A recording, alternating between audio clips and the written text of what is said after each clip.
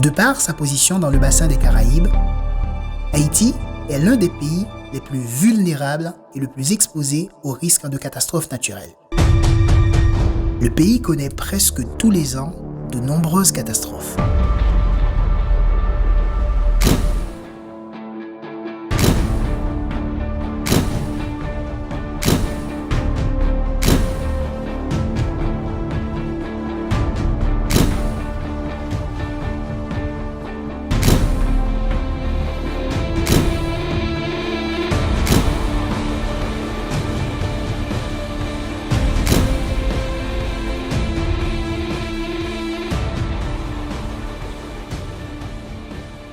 Plus de 90% de sa population est en situation de risque.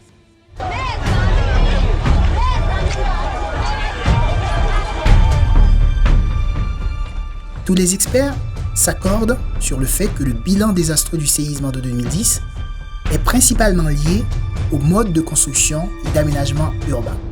Et dans des régions urbanisées en Haïti, on continue à construire au plus mauvais endroits, des endroits dont on sait qui sont très exposés à ces menaces naturelles. Donc il y a quelque chose qui n'a pas encore été compris, qui n'a pas encore été réalisé en Haïti, c'est de mettre en face à face le danger que représente l'environnement et puis les solutions techniques, les solutions d'aménagement du territoire, les solutions de construction pour s'adapter à ces dangers. Sévèrement frappé par la déforestation, Haïti devient de plus en plus vulnérable avec une couverture végétale évaluée à moins de 3%. Les inondations, ruissellement pluvial, mouvements de terrain, tsunamis, submersion littorale et ouragans sont devenus des évidences.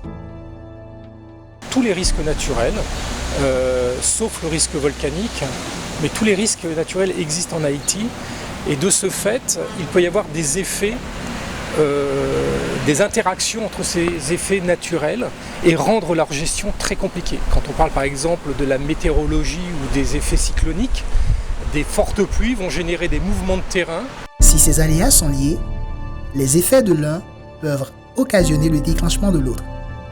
Nous devons donc savoir de manière méthodique ce qu'il faut faire en cas de l'un ou de l'autre afin de contrer ces menaces. Pour cela, il faut être informé sur la cause.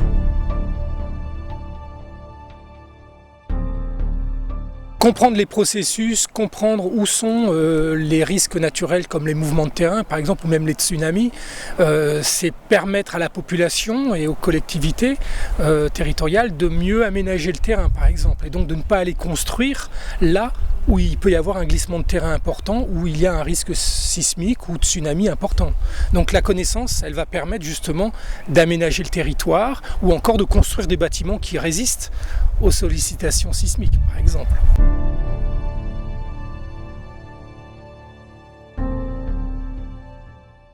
La situation actuelle, Haïti, c'est une photographie de ce qui est actuellement, et donc les derniers instants de la déformation de toute une croûte terrestre qui se déforme et qui se forme et qui se déforme depuis plusieurs millions d'années. Donc il est toujours intéressant de regarder pas que la dernière image, mais regarder comment on est arrivé à cette image de déformation qui est celle d'aujourd'hui.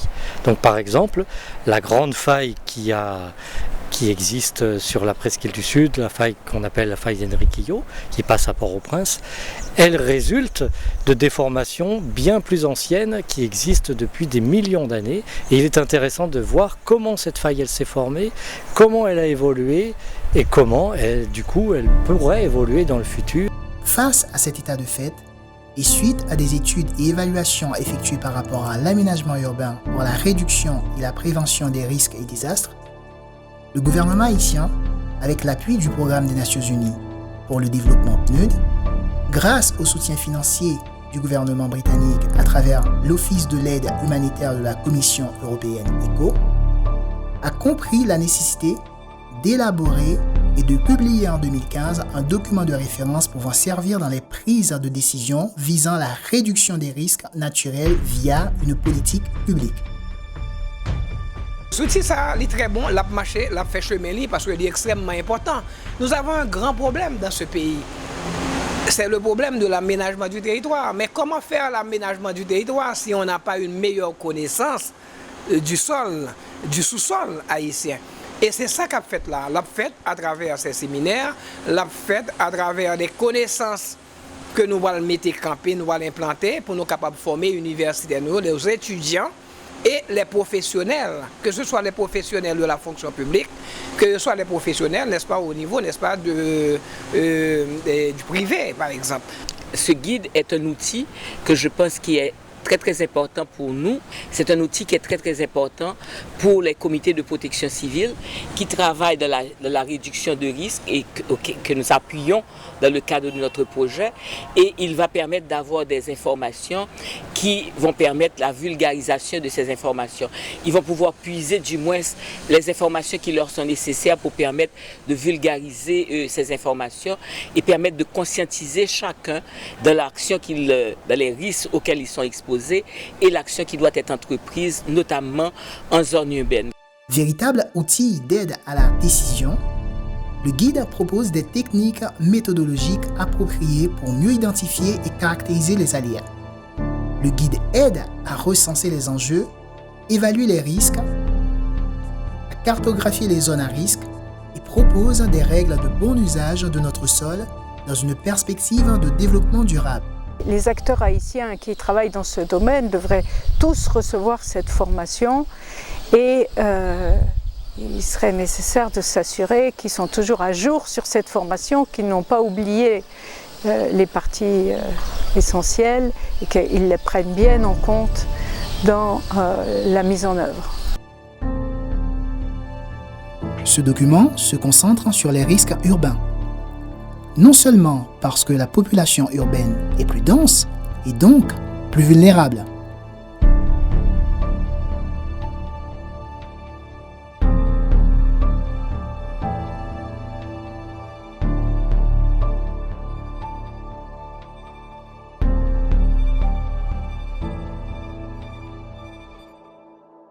Ce document destiné aux élus locaux, agences techniques, cadres et autres acteurs œuvrant dans le domaine de la protection, la prévention et de l'aménagement du territoire est subdivisé en 5 grands chapitres. 1.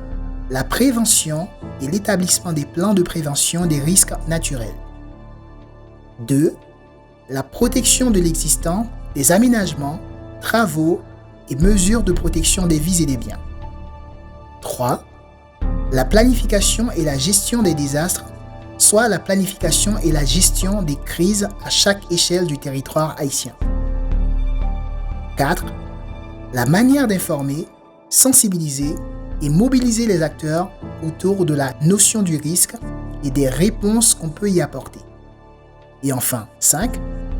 Les modules et les outils de formation à destination des acteurs du territoire. Dans le cadre de l'implémentation de ce document, indispensable dans la dynamique de réduction des risques naturels, une application pilote a été réalisée dans le département de la Grand'Anse et a servi de base pour plusieurs ateliers de travail et de formation qui ont été réalisés. Ça a fait un atelier ça aujourd'hui là, c'est des préparatifs qui sont capables un jour mener nous à une situation de résilience.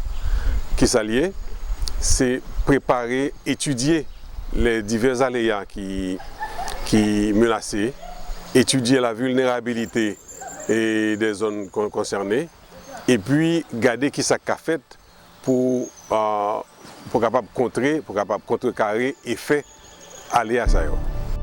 Vers des villes résilientes. Comment concilier les risques naturels et le développement urbain?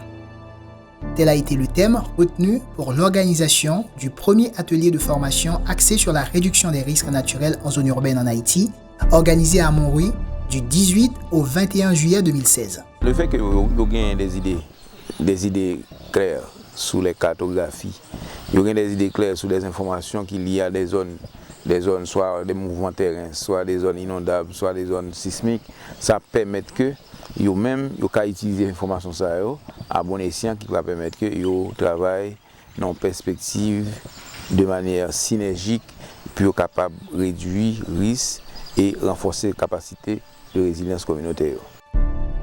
Inscrit dans le cadre de l'appropriation du guide méthodologique, cet atelier a réuni près de 80 décideurs, professionnels de la gestion des risques et de l'aménagement du territoire, triés sur le volet, pour analyser et diagnostiquer ensemble les moyens de garantir, face aux risques naturels, un développement urbain intelligent en Haïti. Plusieurs thématiques clés ont été abordées. Comment prendre en compte les risques dans les documents d'urbanisme, le statut incontournable de l'intégration des risques dans les documents d'urbanisme, outils et mécanismes de réduction des risques à court, à moyen et à long terme, etc. Il y a une formation ça, comment pour faire pour interpréter une carte multirisque. C'est-à-dire vous avez la carte, vous êtes capable d'aller là-dedans, où est qui côté projet à situer, et ensuite où est qui risque qui gagne dans la zone ça, et à ce moment-là, on a beaucoup plus en mesure pour vérifier est-ce que proposition et firme là ou bien ingénieur là li correct en termes de prise en compte des risques. Suite à l'atelier de Montrouy, une deuxième séance de formation plus approfondie s'est tenue du 24 au 29 juillet 2016 dans le département de la Grand'Anse, une des régions exposées aux risques et catastrophes naturelles. Les séances de formation ont touché environ une quarantaine d'acteurs. Ainsi, à travers 3 exercices pratiques sur le terrain, les acteurs provenant de différentes communes, particulièrement Jérémy, Dame-Marie et quelques localités avoisinantes, se sont mis ensemble dans l'objectif d'analyser les problématiques liées à l'environnement et aux catastrophes naturelles. Ils ont compris la nécessité d'exploiter au maximum les enseignements du guide et envisager des solutions complètes et adaptées aux problèmes constatés sur le terrain. Nous avons constaté lors de notre visite beaucoup de jeunes, une population jeune. Cela veut dire au niveau de ce comité vert, on va inscrire les écoles, les lycéens, les églises pour qu'ils puissent sensibiliser les gens à la cause environnementale. À court terme, il faut que le maire ait une décharge. Nous sommes là pour faire les bonnes choses pour l'avancement de cette commune. Nous avons interdit la construction de la zone concernant la zone à risque. Cela veut dire, si nous déplaçons 2000 personnes, cela veut dire plus de 60 familles. Nous n'allons pas, quand nous faisons le mur, que les gens reviennent encore dans 1 an ou dans 2 ans. Quand nous éradiquons un problème, nous tournons la page. À partir de cette enquête-là, on a essayé de faire une synthèse du diagnostic et on a compris pour les risques qu'il y a une problématique d'érosion du monde avec accentuation des inondations, dépôt de sédiments, de roches. Et puis il y a aussi l'absence des services publics en eau, accès partiel au réseau de l'EDH. On va proposer un plan de réaménagement urbain avec un plan de mitigation. On va sensibiliser les gens sur la protection de l'environnement. On va interdire les feux volontaires, les cultures érosives, la coupe anarchique des arbres. Et puis on va mettre en place une politique de développement pour éliminer la pauvreté. On va essayer de créer des emplois dans la zone. La qualité des solutions proposées, l'engagement et l'assiduité des participants ont démontré non seulement leur appropriation de la démarche de réduction des risques urbains, et également l'émergence d'une véritable batterie de connaisseurs capables de s'exprimer d'une seule voix dans ce domaine et œuvrer au niveau central comme au niveau des collectivités territoriales. Cet atelier m'apporte beaucoup parce que je vois qu'il y a une volonté réelle, sincère de l'ensemble des acteurs qui sont présents à cette session. Parce que nous voyons qu'aujourd'hui il y a effectivement énormément de dynamique. La dynamique est là, la dynamique est présente. C'est la première fois depuis 20 années, j'allais dire, d'expérience dans le domaine que je vois des stagiaires qui refusent de faire une pause. C'est bien que la volonté est là. Le guide méthodologique présente de A à Z les méthodes et outils de caractérisation, de gestion et de prise en compte des risques naturels en cas de catastrophe. Les gens victimes vont jusqu'à dire que nous savions que ce cyclone devait arriver. Parce qu'on a tellement bougé là-dessus, on a tellement parlé là-dessus, je me suis dit moi aussi, qu'est-ce qui est arrivé comme ça? Est-ce que le PNUD, avec sa main-là, ne savait pas vraiment qu'on allait avoir ce spectacle de cyclone que l'on a là? Pourquoi s'est-elle engagée comme ça à nous encourager, à aller faire ceci, à aller faire cela, à nous former comme ça? Pourquoi?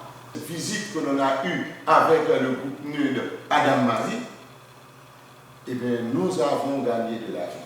Nous avons sauvé beaucoup de vies. Les gens ne voulaient pas croire avant, mais après, beaucoup sont venus nous remercier. Ceci, c'est pour vous dire merci au PNUD pour le travail fait à Jérémy au cours d'une semaine. C'est vraiment formidable. Et maintenant, si on a des gens vivants, des personnes âgées vivantes, c'est que le PNUD a fait quelque chose. Vraiment, on a sauvé des gens. On va continuer à sauver des gens. Le guide méthodologique aidera les acteurs et organismes à mieux connaître, comprendre et gérer les risques naturels. Il est à noter aussi que les risques naturels ne sont pas une fatalité. Et grâce à leur connaissance, nous sommes en mesure de construire des villes résilientes face à ces risques, soit en les évitant, soit en concevant nos bâtiments de manière adéquate.